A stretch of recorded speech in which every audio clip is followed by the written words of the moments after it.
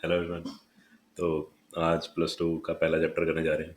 हालांकि बुक का पहला चैप्टर है बट चैप्टर का नाम है द लास्ट लेसन। ठीक है, नाम है द लास्ट लेसन बुक का पहला चैप्टर है। राइट, तो शुरुआत कर रहे हैं आखिरी चैप्टर से द लास्ट लेसन से। ठीक है, तो नाम पे मत जाना, जज्बात को समझना। ठीक, तो बुक्स प्लीज अपने पास रखो, एक पेंसिल, एक शार्प पेंसिल अपने पास रखो, एक रबड़ अपने पास रखो प्लीज। ओके, तो जो जो वर्ड्स बताता जाऊंगा उनको नोट करते जाना, उनके मीनिंग नोट करते जाना, जो जो फ्रेजेस मार्क करवाऊंगा उनके मीनिंग लिखते जाना। ओके, चलो। चैप्टर का नाम है द लास्ट लेसन। ठीक है, इसके ऑथर हैं अल्फोंसो ड्यूएट और ये एक फ्रेंच राइटर है। ठीक, और ये इन्होंने जो लेसन लिखा है ये फ्रांस और रशिया के जो वॉर हैं उस दौरान ये चैप्टर लिखा गया। और फ्रांस तो सबको पता ही है, रशिया क्या चीज़ है वो समझ लो। रशिया पुराने टाइम का जर्मनी है। ओके, हिटलर से भी पुराना जो जर्मनी है, हिटलर का एक जर्मनी था, राइट, उससे पुराना जर्मनी है रशिया। ओके, और बहुत बड़ा था ये। और अब तो ये नक्शे पे एग्जिस्ट करता भी नहीं है। अब रशिया, ठीक है ना, मैं पर्शिया नहीं बोल रहा, मैं बोल रहा हूँ प्रशिया। प्र, नॉट पर। मैं पर नहीं बोल रहा, मैं प्र बोल रहा हूँ। प्रहर, प्रकार। ठीक है, तो प्रशिया। ठीक, पुराने टाइम का प्रशिया। तो फ्रांस और प्रशिया में जो युद्ध चल रहा है उस दौरान, है ना, जो वॉर चल रही है उस दौरान ये चैप्टर लिखा गया। और अपना नाम इन्होंने बदल लिया इस चैप्टर में। ठीक है, खुद को फ्रैंको नाम दिया हुआ इस चैप्टर में। और फ्रांस इस बार में हारता है। और आप सबको ये मालूम होना चाहिए कि हर टाइम, हर समय जब भी एक देश दूसरे देश पे चढ़ाई करता है ना, एक देश दूसरे देश पे लड़ाई करके विजय पाके या विजय पाता है ना, जीत हासिल करता है, तो वो अपने ऑर्डर्स, अपनी लैंग्वेज, अपना कल्चर उस हारे हुए देश के ऊपर थोपना शुरू करता है। तो सेम चीज यहाँ पे भी है। फ्रांस हार चुका है और प्रशिया जीत हासिल कर चुका है फ्रांस के ऊपर। और अब वो अपनी पढ़ाई, अपनी लैंग्वेज, अपना कल्चर फ्रांस के लोगों के ऊपर थोपना शुरू कर रहा है। ठीक, और इस चैप्टर में भी एक शख्स है, एक टीचर है, एम हैमल करके। उनको क्या कहा गया है कि आज आपका आखिरी दिन है पढ़ाने का जी, आप पढ़ाओ और जय जय जयराम जी की करो और चलो यहाँ से। ठीक है, यानी कि अगले दिन से जर्मन भाषा शुरू हो जाएगी स्कूल में, जहाँ पे एम एम हैमल पढ़ा रहे हैं।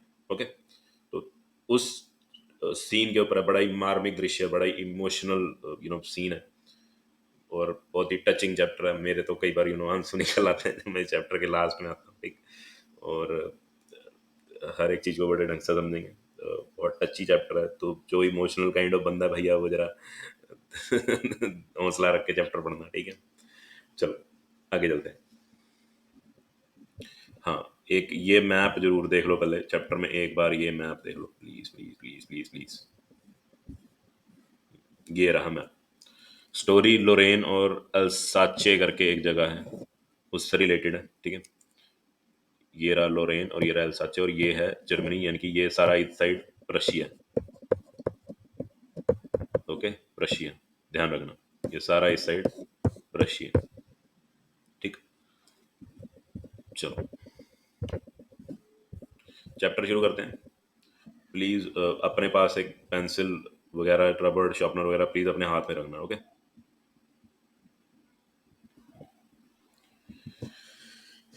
हाँ, आप एक चीज बेटा जी ध्यान में रखो। आप सारे अब प्लस टू में हो, तो आपसे बहुत ही अच्छी पढ़ाई, अच्छी लैंग्वेज, अच्छी सेंटेंस फॉर्मेशन की कामना करी जाएगी। जो बच्चे टेंथ में अपने आप को प्रूव नहीं कर पाए, अपना कैलिबर प्रूव नहीं कर पाए, उनके पास प्लस टू में अपना कैलिबर प्रूव करने का मौका है, अपने माता पिता का नाम रोशन करने का मौका है। तो please be serious at this time. दूसरा, जो भी सरकारी स्कूल का बच्चा मेरे वीडियो लेक्चर्स देख रहा है, अगर आपको लगता है कि आपकी इंग्लिश बहुत गड़बड़ाई हुई है, आपको मुश्किल होती है इंग्लिश पढ़ने में, लिखने में, तो अपने ऊपर हिम्मत रखो, अपने ऊपर विश्वास रखो। मैं जिस हिसाब से चैप्टर्स पढ़ाता जा रहा हूँ उनको ढंग से देखते जाओ, पढ़ते जाओ, मेरे साथ साथ लाइंस रिपीट करते जाओ, वर्ड्स बोलते जाओ। देखना चुटकी बजा के, पलक झपकते ही आपकी इंग्लिश बाकमाल हो जाएगी, बहुत अच्छी हो जाएगी, बहुत खूबसूरत हो जाएगी। ठीक है, अभी अगर 40-50 नंबर ले रहे हो तो 60-70 की रेंज में भी आ जाओ, और अगर 60-70 की रेंज में खेल रहे हो तो कब 80-90 पार करोगे, हैरान हो जाओगे। ठीक है, पता भी नहीं चलेगा। चलो आगे चलते हैं, चैप्टर शुरू करो। एक पेंसिल अपने पास रखो। हाँ जी, कह रहा है I started for school very let that morning. मैं स्कूल की तरफ चला, मैं स्कूल जाने को हुआ, right. Very let that morning, उस सुबह, दैट मॉर्निंग, उस सुबह को मैं स्कूल जाने में क्या हो गया, लेट हो गया, या मैं स्कूल के लिए घर से बहुत लेट निकला। एंड वाज था, है ना, was in a great dread of a scolding, और मुझे बहुत डर था, ड्रेड मीनिंग डर, और मुझे बहुत डर था कि मुझे क्या पड़ेगी जी, स्कोल्डिंग, डांट पड़ेगी। स्पेशली, स्पेशली मीन्स खास तौर पर, खासकर, है ना, मुझे डांट पड़ेगी, क्यों क्यों, खासकर क्यों क्यों, स्पेशली क्यों, बिकॉज एम हेमल, आगे टीचर का नाम आ गया, मैंने पहले ही बताया था, एम हेमल, ठीक है। एम हेमल हैड सेड, उन्होंने कहा था, हैड सेड, कहा था, that he would question us on participles, कि वो हमसे सवाल जवाब करेंगे, किसके ऊपर जी, पार्टिसिपल्स के ऊपर, है ना, पास्ट पार्टिसिपल, प्रेजेंट पार्टिसिपल, ये आपने पढ़े होंगे। I read the book, part participle, I am reading the book, present participle, right. तो वो हमसे क्वेश्चन करेंगे पार्टिसिपल्स के ऊपर। And I did not know the first word about them, और मुझे तो, है ना, I don't know the first word about them, मुझे तो पार्टिसिपल का पी तक नहीं आता था। है ना, भी एम एम एल सर हमसे सवाल करेंगे पार्टिसिपल्स के ऊपर, और मुझे तो पार्टिसिपल्स का पी नहीं मालूम, है ना, और ऊपर से मैं घर से लेट निकला हूँ। तो मुझे ये डर था कि मुझे क्या पढ़ने वाली है जी, एम एम एल सर से डांट पड़ने वाली है। एक तो मैं लेट निकला हूँ, दूसरा वो आज हमसे सवाल करने वाले हैं, टॉपिक पढ़ के आए हो कि नहीं पढ़ के आए हो, पार्टिसिपल्स वाला, ठीक। फॉर अ मोमेंट, मोमेंट क्षण, पल, फॉर अ मोमेंट कुछ पलों के लिए, कुछ मोमेंट के लिए, I thought, for a moment, sorry, for a moment, है ना, अ मोमेंट, एक पल के लिए, एक पल के लिए, एक क्षण के लिए, I thought of running away and spending the day out of doors. एक पल के लिए मेरे मन में ख्याल आया, आई थॉट, थॉट विचार आया क्या, कि मैं भाग जाऊं, घर से भाग जाऊं और सारा दिन बाहर बिताऊं, और फिर घर पे आके बोल दूं, हाँ ठीक है, इट वाज नॉर्मल, मजा आया, स्कूल ठीक था, बढ़िया था, ठीक है। It was so warm, so bright, the birds were chirping at the edge of the woods, chirping, चहचहाना, बर्ड्स वर चिरपिंग, बर्ड्स क्या कर रहे थे, चहचहा रहे थे, है ना, बर्ड्स की आवाज, चिरपिंग की आवाज, है ना, होती है, चहचहाने की आवाज होती है। ऑडियो सुन लो एक बार, ठीक है। तो दिस इज चिरपिंग। तो it was so warm so bright, यानी कि धूप निकल रखी है ना, ठंड, सर्दियों के दिन होंगे, धूप निकल रही, धूप निकल रखी है, सब कुछ ब्राइट ब्राइट है, राइट, सब कुछ जगमगा रहा है धूप की रोशनी में। The birds were chirping, birds चहचहा रहे हैं, at the edge of the woods,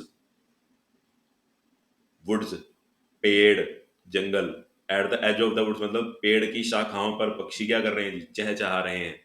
and in the open field, खुले मैदान में, है ना, at the open field, and in the open field, खुले मैदान में, कहाँ पे जी, back of the sawmill, sawmill की फोटो देख लो पहले तो, जहाँ पे लकड़ियां कटती हैं, है ना, पेड़ वेड़ कटते हैं, ठीक, उसको बोला जाता है सॉमिल, ठीक। आरा जिसको कहते हैं, आरा चक्की जिसको बोला जाता है, आरा, जहाँ पे आरा चलता है, ठीक है।